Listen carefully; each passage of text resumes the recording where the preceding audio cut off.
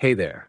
Have you ever woken up in a quiet house, made your morning coffee, and wondered, is this it? Does living alone mean I'm destined to feel lonely? If you're over 70 and that thought's crossed your mind, let me tell you something. You're not alone in feeling this way. But here's the good news: living by yourself doesn't have to mean a life without joy, connection, or laughter. In fact, some of the happiest people I know live solo and love every minute of it. Today, we're diving into 7 simple, practical ways to fill your days with smiles, no matter if you're living on your own. These aren't big, overwhelming changes. They're small, doable habits that can make your home feel alive with warmth and purpose. Stick with me for the next 20 minutes, and I promise you'll walk away with ideas that'll have you chuckling by dinner time. Ready?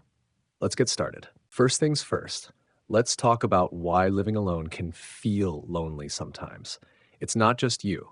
Our brains are wired for connection. We crave it, even if it's just a quick chat with the mailman. But here's the thing: loneliness isn't about how many people are around you, it's about how connected you feel. And the good news? You can build that connection in small, meaningful ways starting today. So let's jump into our first tip. Tip number one: create a morning ritual that sparks joy.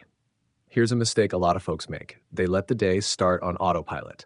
You wake up, shuffle to the kitchen, maybe flip on the TV, and before you know it, the morning's gone and you haven't done anything that feels good. Why it matters: when you live alone, mornings set the tone for your whole day. If you start bored or aimless, it's easy to feel like the day is just slipping away. What happens if you skip this? My friend Margaret, who's 74, used to say her mornings felt like waiting for something to happen. She'd sit with her tea, staring out the window, and by noon, she felt empty. The fix? Build a morning ritual that's just for you. It doesn't have to be fancy. Maybe it's brewing a special tea and listening to your favorite oldies on the radio, or sitting on your porch with a notebook to jot down 3 things you're grateful for. For me, it's watering my little herb garden while humming Sinatra. Makes me feel like I'm in a movie. How to start: pick one thing you love: music, a puzzle, or even reading a page of a funny book. Do it every morning for a week. You'll be amazed how it turns just another day into something to look forward to. So that's the first step. But what about those moments when you're craving connection? That brings us to hash star. Tip number two: make your phone your best friend, not your enemy. Now, I know what you're thinking. I'm not one of those youngsters glued to their screens, and you don't have to be. But a common mistake is letting your phone sit there, collecting dust, when it could be a lifeline to laughter and connection. Why it's a problem. When you live alone, it's easy to go days without talking to someone you care about. And that silence, it can creep up and make you feel isolated. The consequence? Take my neighbor Tom, 78. He used to wait for his kids to call him.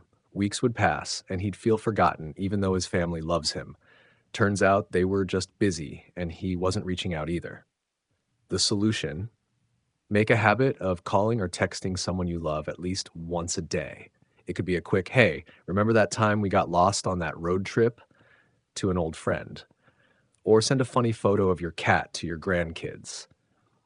If you're tech savvy, try a video call. Seeing a smiling face can change your whole mood. Pro tip: keep a little list of people you want to connect with each week. Maybe it's your sister on Monday, your book club friend on Wednesday. It's like planting seeds for joy throughout your week.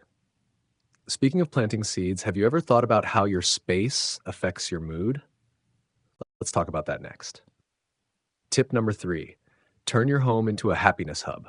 Here's a big one: neglecting your living space. It's easy to let your home feel like just a place to sleep, especially if you're on your own. Maybe the walls are bare or the furniture hasn't changed since the 80s. Why it matters: your environment shapes your emotions. A dull, cluttered space can make you feel, well, dull and cluttered inside. What's the risk?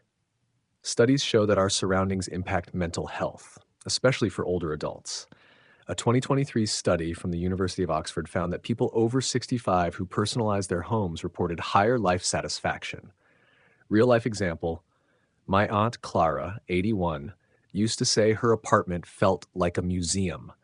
Then she added some colorful throw pillows, hung a few family photos, and started playing soft jazz in the evenings. Now she says her home feels like a hug. How to do it? Start small. Buy a bright plant, real or fake, no judgment. Frame a photo of a happy memory, or rearrange your furniture to create a cozy reading nook. The goal is to make your space feel like yours, a place that makes you smile when you walk in. But what about when you're out and about? That's where our next tip comes in. Tip number 4, find your third place. Okay, here's a term you might not have heard, your third place. Your home is your first place. Work or volunteering might be your second, but a third place is somewhere you go regularly to feel part of a community. A mistake many make is not having one. Why it's a problem. Without a third place, your world can shrink to just your home. That's when loneliness sneaks in. The consequence? My Uncle Joe, 76, used to spend all day indoors after he retired. He felt disconnected until he started going to a local coffee shop every Tuesday. Now he's buddies with the barista and swaps stories with other regulars. The fix. Find a spot you enjoy. A library, a community center, a park bench where dog walkers chat. Go there at the same time each week. You don't have to be chatty right away. Just showing up builds familiarity, and soon you'll have people waving at you. Quick idea, check out your local senior center. Many offer free classes or game nights. It's like a built-in third place waiting for you. Now, let's shift gears. What's something you can do right at home to spark joy? That's next. Tip number 5, rediscover a hobby or start a new one. Here's a trap. Thinking hobbies are for young folks or that you're too old to try something new. That's a surefire way to miss out on fun. Why it matters. Hobbies give you purpose and something to talk about with others. Without them, days can blend together. What happens if you don't? A 2024 survey by AARP found that older adults with regular hobbies reported 30% less loneliness than those without. That's huge. Story time. My friend Helen, 79, thought she was past learning new things. Then her granddaughter taught her to knit. Now she's making scarves for everyone and joking about opening an Etsy shop. She's never been happier. How to start. Think back to what you loved as a kid. Drawing, gardening, puzzles, or try something low stakes like watercolor painting or bird watching. Libraries often have free hobby kits or classes. Pick one and give it a week. You might surprise yourself, but hobbies aren't the only way to laugh. Let's talk about something we all love, stories. Tip number 6, share your stories. Yes, they're gold. Here's a mistake. Thinking your life stories aren't interesting. Trust me, they are. Whether it's a tale from your childhood or a funny moment from last week, sharing stories builds connection and joy. Why it's a problem. Keeping your stories to yourself means missing out on laughter and bonding. Plus, it's a gift to others. People love hearing about your life. Real example. My cousin Ed, 82, started telling his grandkids about his days as a mail carrier. They were hooked, and now they beg for grandpa's stories at every family dinner. It's brought them so much closer. The solution? Share one story a week. Call a family member, write a short letter, or even record a voice memo for your kids. If you're feeling bold, join a storytelling group at your local library. Your stories are a treasure. Don't keep them locked away. And finally, let's wrap up with a big one. Tip number 7, laugh on purpose. Here's the last mistake, waiting for laughter to find you. Life's too short for that.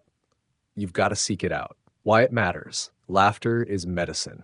A 2022 study from Harvard showed that regular laughter boosts mood and even strengthens your immune system. Who doesn't want that? What's the risk? Without laughter, days can feel heavy. My friend Ruth, 77, used to say she hadn't laughed in weeks. Then she started watching old comedy shows, and now she's quoting Lucille Ball like a pro. How to do it? Make laughter a habit. Watch a funny movie, think The Golden Girls or I Love Lucy. Listen to a comedy podcast. Or call that friend who always cracks you up. Even silly things like dancing to your favorite song in the kitchen count. Challenge. Try laughing at least once a day for a week. Keep a little journal of what made you smile. You'll be amazed how it adds up. All right, let's wrap this up. Living alone doesn't mean you're doomed to feel lonely. Let's recap the 7 ways to bring laughter into your days. 1. Start your morning with a joyful ritual. 2. Use your phone to connect with loved ones. 3. Make your home a cozy, happy place. 4. Find a third place to feel part of a community. 5. Pick up a hobby, old or new. 6. Share your stories. They're gold. 7. Seek out laughter every single day. You don't have to do all of these at once. Pick one or two to try this week. Maybe it's calling an old friend or buying a bright new plant for your living room. Small steps lead to big smiles. Here's the truth. Your 70s, 80s, or beyond can be some of the most joyful years of your life. You've earned the right to live with laughter, connection, and purpose. So go out there and make today a little brighter. You've got this. If you found this video helpful, please give it a thumbs up and hit that subscribe button. I'd love to hear from you in the comments. What's one thing you do to bring joy to your day? Share it below, and let's inspire each other. Thanks for watching, and I'll see you in the next one.